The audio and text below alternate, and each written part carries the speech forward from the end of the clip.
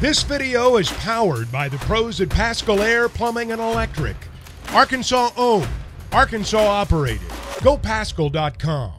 We appreciate some of Mike Irwin's time on these Monday mornings on Halftime. Mike, of course, with Pig Trail Nation, veteran journalist covering Razorback sports. Mike, how are you on this Monday? Very, very busy. It's going to be another busy day. Well, what you got planned here, man? And we got Swatters Club for baseball. You got the women's basketball championship from yesterday, men's championship tonight, football's at spring practice. We got players entering the transfer portal from women's basketball, players declaring for the draft for men's basketball. I don't know what you mean. What are you busy for? Nothing's happening. It's just, this really is, when you throw football into the mix, it's probably more difficult than football season for us. We have a lot of extra stuff we do in football season, but when you hit this kind of late March, April period, it's Nutsville. Well, what's been going on at football the last couple of days? Because I've had my head in the clouds of baseball. I've been focused on college basketball, but Sam Pittman and his team are practicing. And have you been able to head over there and watch them at all? Just a little bit, based on some Zoom interviews that I've looked at. The big question I have is, you've got a starting quarterback, at least on the college level, that's only worked with one offensive coordinator, and that guy's gone now. So everybody's all excited about Dan Enos, but there are some changes that KJ Jefferson's going to have to go through. He's going through it now. One of the things we learned is that Enos' offense is multiple. We hear a lot of talk about multiple defense. Apparently his offense is multiple. Yes, there'll be times when he's back in the shotgun and doing the RPOs, which we're familiar with, but he's going to do a play-action pass game too, which means he's under center, which changes the exchange with the running back, so it affects them too. It sounds really complicated. The way they described it, though, was that the way they put it together, it's simple to learn, looks complicated if you're on the other side of the ball looking at that offense. So we'll see if that works out. But one of the things that I noticed in some video that was shot was Enos really working with KJ's footwork, being precisely at a certain place. That's what I've known. That's the only flaw I see in him as a quarterback. His footwork is not always good, and that he gets himself into positions when you're doing an exchange with a running back where he bumps into the guy, or there's too much space, and you can see the hands come out, whether he's got the ball or doesn't have the ball. And I think Enos is trying to correct a lot of that stuff and make it more precise. And then I noticed he was in one of these sound things they put up that you look at, that the athletic department puts out. He was talking to him about getting his hips into throwing the ball, get the hips turning, because he'd just been throwing with his arm. So a lot of stuff like that. Yeah, Mike, that's a lot of the stuff, Matt. You've hit on footwork. He has so mechanics. much arm talent that he does. He gets lazy with his footwork. Yeah. Yeah. And I was going to say that terminology, Mike. That's a thing. The verbiage that they're all going to have to get used to, and it's good that they're able to do it now. But that's something that you'll have to study the book, and it's a good thing for KJ to get a little terminology, because a lot of the concepts are probably going to be the same, but the motions and the play calling will be a little different. And here's the thing, guys. We aren't able to see this stuff, so you can't evaluate it right now. They had a scrimmage on Saturday that was closed. This is a little bit unusual. Maybe it is because they've got a new offense. Sam Pittman doesn't want to show that, but they're going to have to do some of it in the spring game. But I have a feeling we're not going to really see a lot of what's going on with that offense until next fall. Interesting. I want to ask you about the baseball series. It was quite a bit like 2 years ago when Alabama blows Arkansas out on a Friday, and then the Hogs win the series anyway. I felt like they showed a lot of fight. They showed themselves to be a scrappy team. And I was impressed with what I saw, especially Saturday and Sunday, and really especially out of the bullpen and from Tavian Josenberger. I was just reminded once again this weekend that you cannot apply a football or basketball mentality to baseball. Baseball changes game to game, weekend to weekend. What looks bad right now may look better later. What looks really good may look bad. Alabama was on a run there. I think they'd beaten Arkansas 3 straight last year. So when they won the Friday game, that's 4 straight, I believe.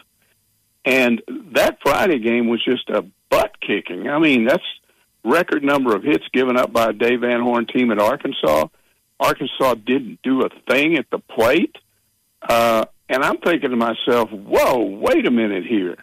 How is it that Alabama, I think they came in, 2-4 in the SEC? Well, who's beat these guys?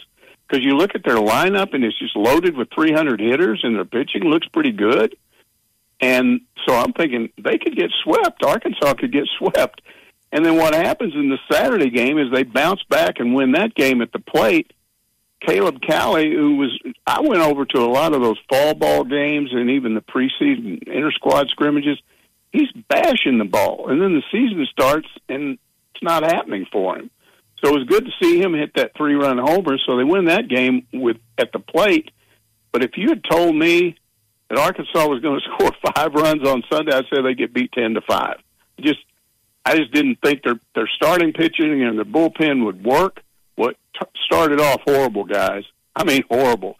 I mean, your starting pitcher, Bobby, got 2 guys out, and that was it. So you have 3 guys going 8 1/3 innings of relief. Your bullpen goes 8 1/3 innings, and they give up a total of 2 runs. I mean, I still can't believe that happened, but it did. And then Gage Wood. I mean, DVH had been talking about this guy since the first week of the season, and he kept putting him in kind of difficult situations that didn't look so good. And he kept saying, "I see some things in him." Well, we saw it. It was just 4 batters, but he retired all 4 of them. And you got to hope that really gets him going. And the other 2 guys, too, Adcock and Carter, because they need help, in the bullpen. They got to figure out what they're going to do for a Sunday starter. But it was a gut check, guys. And I came away from that series a lot more impressed with Alabama than I was when the Friday night game started. They look like fighters. That's what I gathered from this last weekend. I don't. They're not going to shy away. I think they play with some pride. I think they play with some pride in each other as teammates and with the program that they join. And a lot of these guys are really just first year Razorbacks, but they've sort of embodied what some of the other good teams for Arkansas has done under Dave Van Horn, which is scratch and claw and just, play with a lot of spirit and play with a lot of fight. I think it's difficult sometimes to put a finger on like what fight means for a baseball team, but I see it when you lose your first game 12-1 and then you're down 3-0 or 4-0 in the second game. You don't have a hit until the 4th inning, but you end up winning the series anyway. I just says a lot about a team, when you can fight like that. And I think they're fighters. Yeah, you're who's the hero at the plate in that game? Your catcher who hasn't been hitting the ball. Batting a tick over 200 gets what proved to be the game winning hit. And I mean, that is a sign of people fighting. You want somebody waiting in that lineup when the guys you think are going to deliver that hit don't do it. Then somebody else has to, and that's the mark of a good team. They've played, in my opinion, the best 2 teams in the West that they're going to face. So they've already got those guys behind them, and they're still tied for first in the West. So it's a good thing we haven't gone over to that other system that's going to go into place when Texas and Oklahoma come in, because Arkansas and LSU will be tied for 5th right now. Yeah, they would. Overall. Yeah, well, they're first in the West. They still get Carolina and Vanderbilt, the 2 teams that are, along with Kentucky, kind of crushing it over in the other division. Well, I ask you about the men's title game tonight. I mean, it's an 8:20 tip, so I don't have to ask if you'll be up for it. Arkansas plays 8 o'clock games before, but my question is, do you expect this to be like all the other games with UConn? Like, Miami made a little bit of a run in the second half, a little bit of a run. They had some shooters, yeah. It wasn't enough. I would ask, is UConn really that good? But they've proved it. They've proven it to me in these first 5 games where nobody can hang with them. I just sort of expect to see the same thing tonight. Well, you hope you have a really good competitive game, goes down to the end, right at the end of the thing, like the other semifinal game that was won right with a shot at the buzzer. You'd like to see that, but I'm a guy that kind of goes with what I've seen, and until UConn doesn't do what they've been doing, they look like they're on one of the most impressive runs through the entire tournament that I've ever seen. They're just dominating people. Well, this will be the most physical team UConn's faced, and so their bigs they're going to have some physicality down low, and they're not. In Sidongo, if I'm probably saying his name wrong, he's going to dominate like he does, but it won't be as noticeable because he will get pushed back a little bit. That's the one thing San Diego State has for him is they're going to grind and make it scrappy. As far as the better team, yeah, I think UConn is the better team, but I could see this being close in the first half. What do Razorback fans want? Do they want the team that beat them, that knocked them out of the tournament to win it? Yes. Or do they want a team they beat to win it? Because Arkansas beat these guys, So you're either going to have a team that knocked you out of the tournament, or you're going to have a national champion that you beat in the regular season. Wow. I'd rather feel like your season was ended by the hottest team in the country that nobody had a chance against. It makes me think that Arkansas would have had a better chance against somebody else. I'm pulling for UConn. I've been pulling for them since I watched them against Arkansas. They just looked like the best team in the tournament. And I'll tell you what, so Sonogo is one. If he pins you down low, Phil, there ain't nothing you can do about it. What's the name of the other kid they have coming off the bench who's a 7-footer? He's just as Donovan. Good. He's just as good. He's a freshman, 7'3" defensive guy. Yeah. My gosh, matchup nightmares. Yeah, there's no way around either of these two. And if you double team the guy down low, and we've seen that before, he just dishes it off with an assist.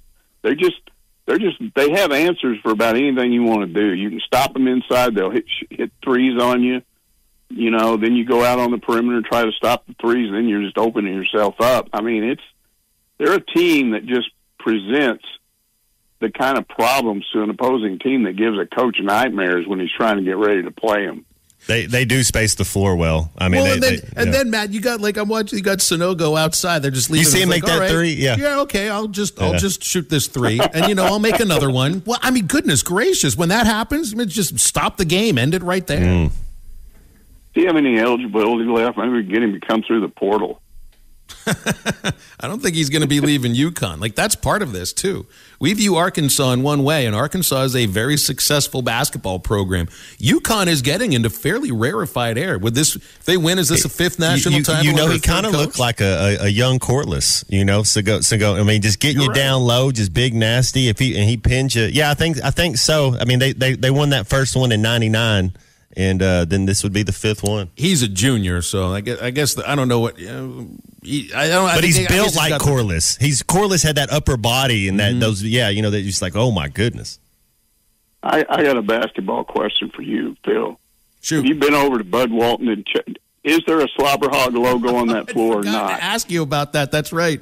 Did you see this, Matt? Hunter Yurachek on Friday, April Fool's Day, tweets out a photo of midcourt at Bud Walton Arena, and it's a slobber hog at midcourt. And he rope-a-doped me. I've been working all day. I wasn't even thinking about April 1st. And I go, oh, wow, I'm going nuts. And people are like, are you stupid or what? It's like April Fool's Day. He's the athletic director. You don't do April Fools, do you, if you're the AD? Come on. Wow. That's nuts, Bill. We've had other things happen on April Fool's Day considering Arkansas athletics that were kind of crazy that you didn't believe happened. But so I can appreciate the sense of humor behind that. All that said, I wouldn't mind the slobber hog being in midcourt. I really wouldn't. Oh, people, there is a segment of the fan base, I don't know how big it is, they're just passionate about it. They were so mad when Jeff Long took in. It was what Jeff Long said at the time, which was the slobber hog or slobbering hog, whatever you call it, was cartoonish and not up to Arkansas. Jeff Long was cartoonish.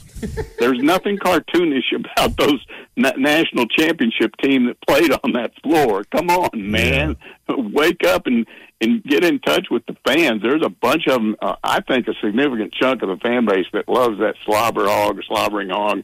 I've got a couple of hats with it on it, and they're my favorite hats.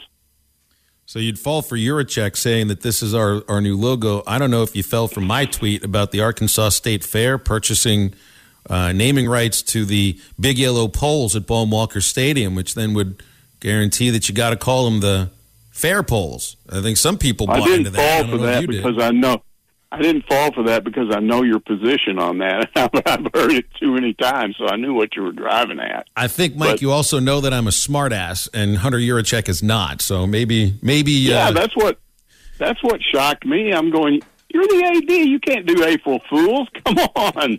You rope-a-doped me. Come on, cut it out. That's all right. Well, Muhammad Ali came back from the rope-a-dope, too. I guess you can, too. BetOnline remains your number one source for all your college basketball betting this season. Get analysis of every play, prop, and point at BetOnline. You'll find the latest odds, bracket contests, team matchups, and game trends at BetOnline. Updated odds for everything from live games right through the Final Four and the championship game. BetOnline is where your college basketball headquarters are this season. Head to the website today or use your mobile device to sign up and receive your 50% welcome bonus on your first deposit. Be sure to use our promo code BELIEVE to receive your bonus. That's BLEAV. BetOnline.ag, where the game starts.